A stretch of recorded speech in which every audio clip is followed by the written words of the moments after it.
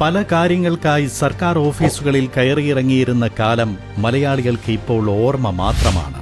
ഓഫീസുകളിൽ ക്യൂ നിൽക്കാതെ എല്ലാം ഓൺലൈനായി സേവനങ്ങൾ നൽകുന്ന രാജ്യത്തെ ഏക സംസ്ഥാനമാണ് കേരളം. അതിനായി തദ്ദേശ സ്വയംഭരണ സ്ഥാപനങ്ങളിൽ സ്മാർട്ട് പോലെ റവന്യൂ വകുപ്പിൽ റവന്യൂ പോർട്ടലും ഡിസ്ട്രിക്റ്റും യാഥാർത്ഥ്യമാക്കിയ സർക്കാർ ഭൂനികുതി മുതൽ ഭൂമിയുടെ പോക്കുവരവും തരംമാറ്റവും എല്ലാം ഓൺലൈനായി ലഭ്യമാക്കാനുള്ള സംവിധാനം സജീവമാക്കി കഴിഞ്ഞു.